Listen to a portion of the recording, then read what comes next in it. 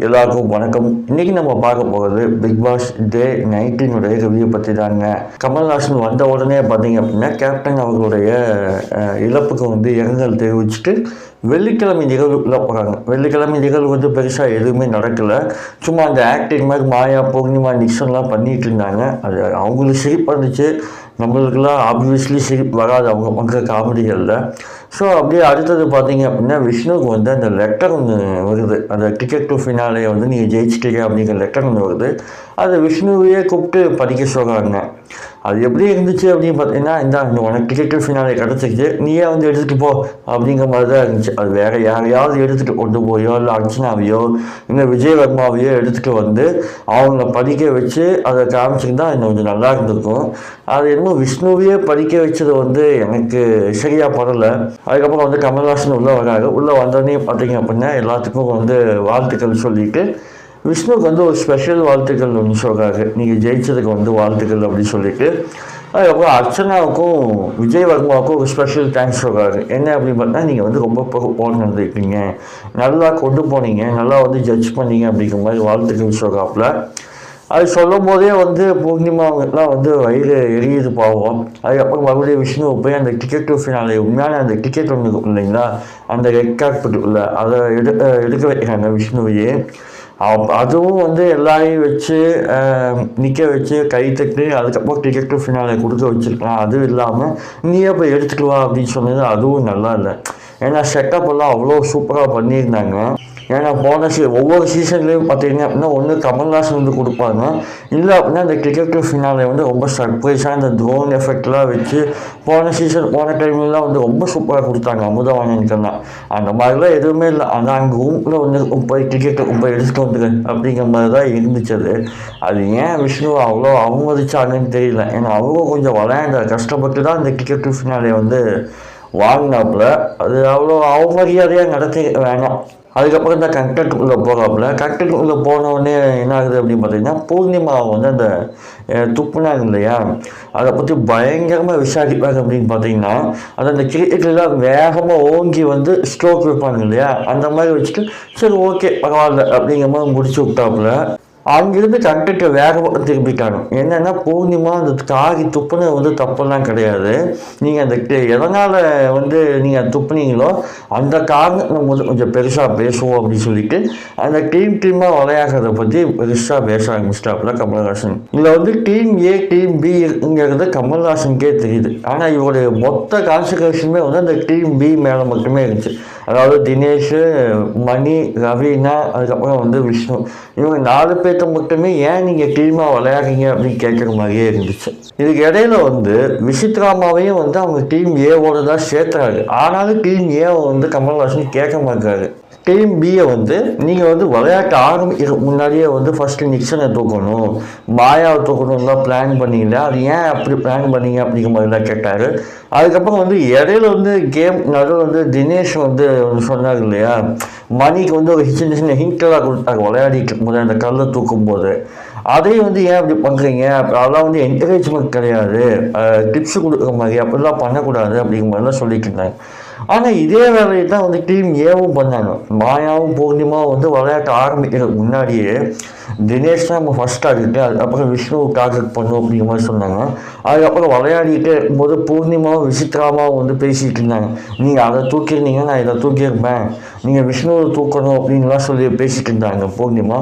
அதை பற்றியெல்லாம் கமல்ஹாசன் எதுவுமே கேட்கவே இல்லை.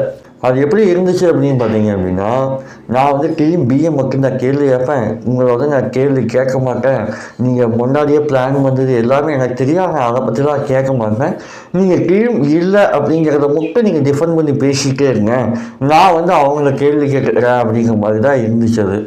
அதுக்கப்புறம் அந்த தங்கமுயல் டாஸ்கில் அந்த கார்டை வச்சு ப்ளே பண்ணாங்க இல்லையா, அதில் சின்ன சின்ன விஷயங்கள்லாம் நடந்துச்சு. அதை பற்றிலாம் விசாரிக்கிறேன் அப்படிங்கிற பேரில் விஜயவர்மாட்டு அர்ச்சனாட்டு சில கேள்விகள்லாம் கேட்குறாங்க. அதில் அடையாளம்லாம் இருந்துச்சு அப்படிங்கும்போது அர்ச்சனா என்ன சொல்கிறாங்க, அந்த நெயில் பாலிஷில் சின்னதாக ஒரு எக்ஸ்மார்க் மாதிரி இருந்துச்சுங்க சார், நான் பிக் பாஸ்ட்டை சொன்னேன், ஆனால் நம்ம டேரெக்டாக அக்யூஸ் பண்ண முடியாது யார் அப்படிங்கிற மாதிரி சொல்லும்போது விஜயவர்மா ஆமாம் சார் என்கிட்ட இருந்துச்சு, அவங்க காமிச்சாங்க அப்படின்னு சொல்கிறாங்க. அப்போ வந்து கமல்ஹாசனே வந்து மேலே பார்த்து பிக் பாஸில் கேள்வி கேட்குற மாதிரி நக்கல் ஒன்று பண்ணாரு. அப்போவே தெரிஞ்சிருச்சு அது வந்து அவங்க சைடில் எந்த தப்புமே இல்லை, நம்ம தான் அதை தப்பாக பார்த்துட்டோம் அப்படிங்கிற மாதிரி மக்கள் மேலே அந்த பழியை தூக்கி போட போகிறாரு அப்படின்னு சொல்லி கமல்ஹாசன் பண்ண போகிறாருன்னு நம்மளுக்கு அப்படியே தெரிஞ்சிருச்சு. அதுக்கப்புறம் கொஞ்சம் கொஞ்சமாக கேட்குறாங்க. அப்புறம் உங்களுக்கு சந்தேகம் வந்துச்சா, அதுக்கப்புறம் வேறு யாராவது கார்டு ஏதாவது மதித்து பின்னாடி சவுண்டு ஏதாவது பண்ணீங்களா அப்படின்னு சொல்லி கேட்கும்போது நிக்சன் நீங்கள் பண்ணீங்களா அப்படின்னு சொல்லி அவரே ஆப்ஷன் எடுக்கிறாங்க. அப்போ நான் பண்ணல சார் அப்படின்னா சரி உட்காந்துருங்க அப்படின்னு சொல்லிட்டாங்க.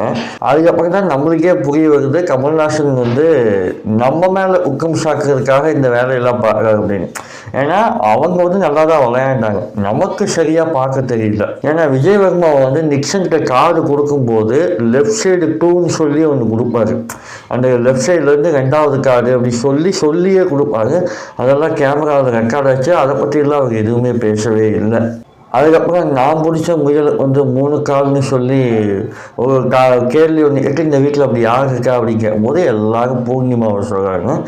பூர்ணிமாவும் அதுக்கப்புறம் அங்கேயும் கமல்ஹாசன்கிட்டையும் வந்து ரொம்ப வளவலன்னு பேசுகிறாங்க. கமல்ஹாசன் மூஞ்சி அடித்த மாதிரி சொல்லிடுறாப்புல, ஏமா நீ என்கிட்ட இவ்வளோலாம் பேசாதம்மா, நான் கேள்வி புக்கு பதில் சொல்லு, நீ என்ன என்கிட்டே இதே மாதிரி வளவலன்னு பேசுகிறேன்.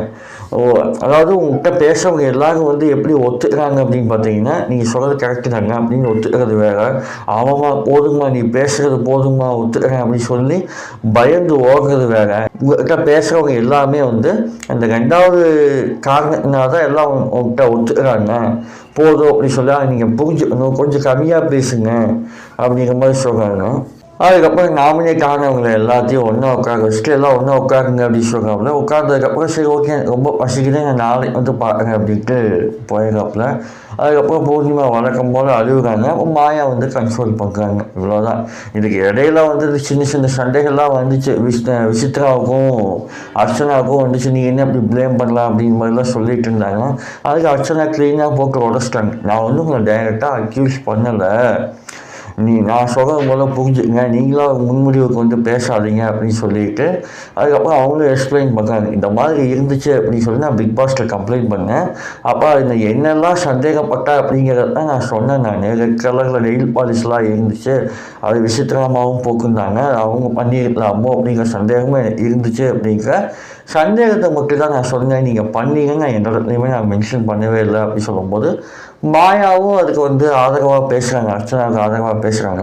விசித்ரா என் பயங்கர காண்டில் இருக்காங்க. விஷ்ணுவும் வந்து போட்டு உடைக்கிறாப்புல விசித்ராவை பற்றி, அதே சமயம் தினேஷும் போட்டு உடைக்கிறாங்க. இது எல்லாமே சேர்ந்து பார்க்கும்போது விசித்ரா வந்து பயங்கர காண்டில் இருக்கிறாங்க. இவ்வளோதான் எபிசோட்ஸ், இவ்வளோதான் முடிஞ்சிச்சு. கடைசியில் வந்து விளையாண்ட எல்லாருமே சூப்பராக விளையாண்டாங்க, ரொம்ப ஜென்யூனாக விளையாண்டாங்க. பார்த்த மக்கள் தான் வந்து தப்பாக புரிஞ்சுக்கிட்டு அவங்கள வந்து வேணும்னே குக்கம் சாக்குறாங்க அப்படிங்கிற மாதிரி இந்த எபிசோடை கமல்ஹாசன் அப்படியே முடிச்சு விட்டு போயிட்டாப்புல. இனி அடுத்த எபிசோடில் வந்து தினேஷை பற்றி ஃபேமிலியை பற்றிலாம் விஷயத்தெல்லாம் பேசினாங்க இல்லையா, அதை பற்றியெல்லாம் பேசுவாங்களான்னு தெரியல. அதையும் இப்படி பூசி மூழ்கி பேசுவாங்களான்னு தெரியல.